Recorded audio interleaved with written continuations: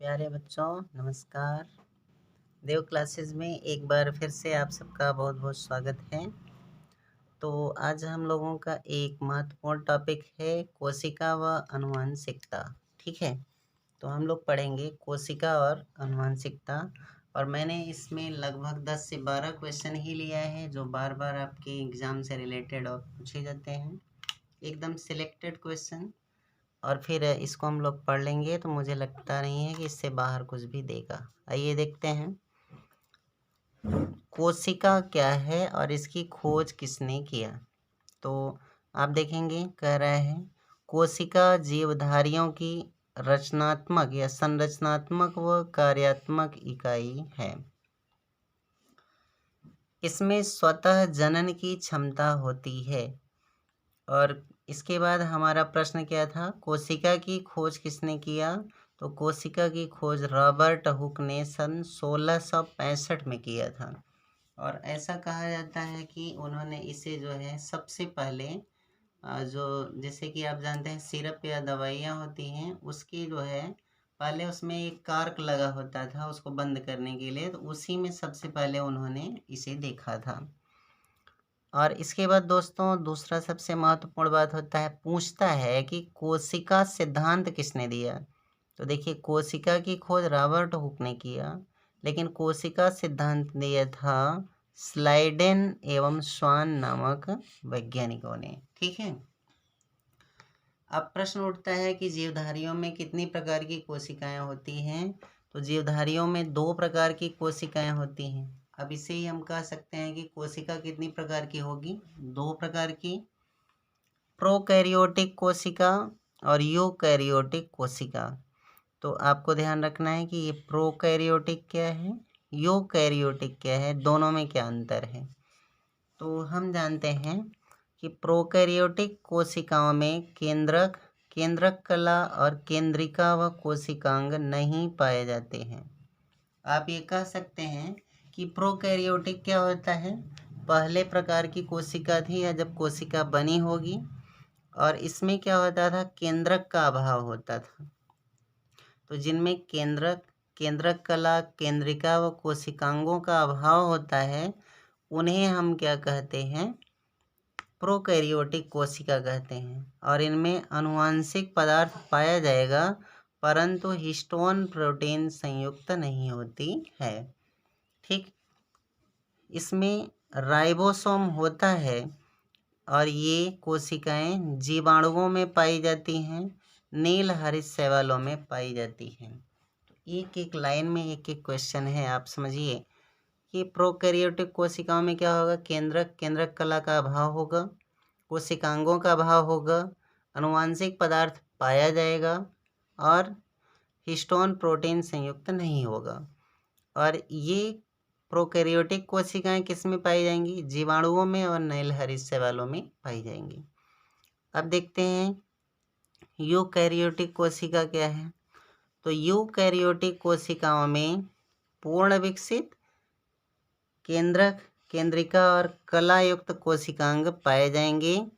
इनमें histone protein पाया जाता है और ये कोशिकाएं किस में होती हैं, पेड़ पौधों में और शैवालों में पाई जाती हैं। इसका मतलब विकसित कोशिकाएं क्या होती हैं, यूकैरियोटिक, और जो पूर्णतः विकसित नहीं होती वो प्रोकैरियोटिक। कोशिका भित्ति किसे कहते हैं। तो अब देखते हैं, पादप कोशिका जंतु कोशिका से भिन्न होती है क्योंकि इसके बाह्य आवरण को कोशिका भित्ति कहते हैं। जैसे जो पौधों की कोशिकाएं होती हैं वो क्या होती हैं, जंतुओं की कोशिकाओं से भिन्न होंगी, तो उनका जो बाह्य आवरण होगा उसी को हम क्या कहते हैं, कोशिका भित्ति। यह हरे पौधों में पाया जाएगा और यह किसका बना होता है, सेल्यूलोज का बना होता है। तो सीधा सीधा प्रश्न पूछेगा कि कोशिका भित्ति किसकी बनी होती है, तो आपको ध्यान रखना है सेल्यूलोज की बनी होती है। ठीक, प्लाज्मा झिल्ली या कोशिका झिल्ली क्या होता है। तो आप कहेंगे प्लाज्मा झिल्ली या कोशिका झिल्ली एक अर्ध पारगम्य झिल्ली है जो प्रत्येक सजीव कोशिका के जीव द्रव्य को घेरे रहते हैं। अब यहाँ प्रश्न उठता है कि जीव द्रव्य क्या है। तो कोशिका के अंदर जो चिपचिपा या लसलसा टाइप का पदार्थ होता है उसे हम क्या कहते हैं, जीव द्रव्य। और आपको ध्यान रखना है कि जीव द्रव्य ही जीवन का आधार होता है।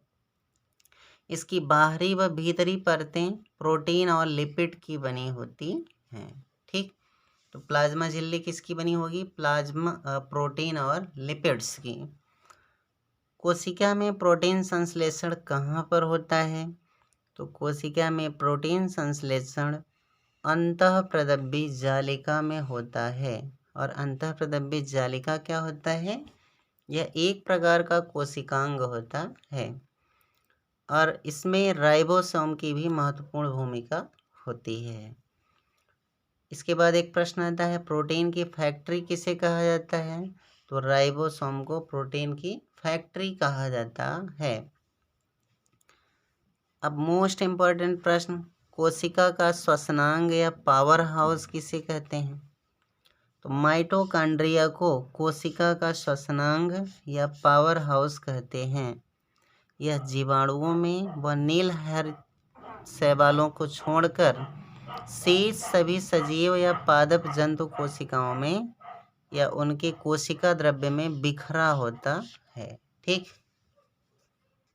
अगला क्वेश्चन है, कोशिकीय श्वसन में अधिकतम एटीपी कहाँ उत्पन्न होता है, तो कोशिकीय श्वसन में अधिकतम एटीपी अणुओं को उत्पन्न करने वाला पद है क्रेब्स चक्र। और यह चक्र कोशिका की माइटोकॉन्ड्रिया में संपन्न होता है। इस चक्र की खोज हैंस क्रेब्स ने 1973 में किया था। सौर ऊर्जा एटीपी में कहाँ बदलती है, तो क्लोरोप्लास्ट में सौर ऊर्जा एटीपी में बदलती है। क्लोरोप्लास्ट एक पादप कोशिकांग है जिसमें पर्णहरित रहित और क्लोरोफिन नामक प्रोटीन युक्त जटिल रासायनिक यौगिक पाया जाता है। यह वर्णक पत्तों की हरे रंग का कारण होता है। ये पर्ण रहित नहीं, पर्णहरित होता है। ठीक है, तो आपको ध्यान रखना है कि जो पौधों में हरा रंग या रंगों का पत्तों का रंग पाया जाता है, यह किसके कारण होता है, यही आपका पर्णहरित के कारण। गाल्जी काय की खोज किसने किया, तो गाल्जी काय को गोल्जी बॉडी भी कहते हैं या गोल्जी कॉम्प्लेक्स कहा जाता है। इसकी क्रियात्मक इकाई को सिस्टर्नी कहते हैं और इसकी खोज किया था गोल्जी, कैमिलो गोल्जी ने। ठीक, आत्महत्या की थैली किसे कहा जाता है, तो लाइसोसोम को आत्महत्या की थैली कहा जाता है। कोशिका में केंद्रक की खोज किसने किया, रॉबर्ट ब्राउन ने 1831 में किया। इसके बाद आपका अगला प्रश्न है, डीएनए की खोज किसने किया। अब ये हम लोग आनुवंशिकता से रिलेटेड पढ़ रहे हैं। तो डीएनए की खोज फ्रेडरिक मिसर ने 1869 में किया था। डीएनए का double helix model James Watson एवं फ्रांसिस क्रिक ने दिया। तो आपको ध्यान रखना है, डीएनए की खोज अक्सर आपका वाटसन और क्रिक देता है, तो इसी को आपको ध्यान रखना है। डीएनए एक आनुवंशिक पदार्थ है और जो जीवों के लक्षणों की संकेत की सूचनाओं को जन्मपत्री की भांति जनकों से संतानों में ले जाते हैं। वंशागत या आनुवंशिक लक्षण किसे कहते हैं, तो सजीवों के वे लक्षण जो एक पीढ़ी से दूसरी पीढ़ी में प्रसारित होते हैं वंशागत या आनुवंशिक लक्षण कहलाते हैं। आनुवंशिक लक्षणों से एक पीढ़ी से दूसरी पीढ़ी में जाने अर्थात प्रसारित होने की क्रिया आनुवंशिकता कहलाती है। सजीवों में आनुवंशिक लक्षण कैसे संतान में ले जाए जाते थे, तो सजीवों में आनुवंशिक लक्षण क्रोमोसोम द्वारा संतान में ले जाए जाते हैं। ये न्यूक्लियो प्रोटीन के बने होते हैं। क्रोमोसोम नाम किसने दिया, वाल्डेयर ने 1888 में। डीएनए से आरएनए की कॉपी बनती है और यही क्रिया क्या कहलाती है, अनुलेखन कहलाती है। तो ये था आज का हमारा महत्वपूर्ण प्रश्न कोशिका और आनुवंशिकता से रिलेटेड। आगे अगला चैप्टर हमारा होगा जैव उर्वरक, मानव शारीरिकी या क्रिया विज्ञान। नमस्कार, धन्यवाद।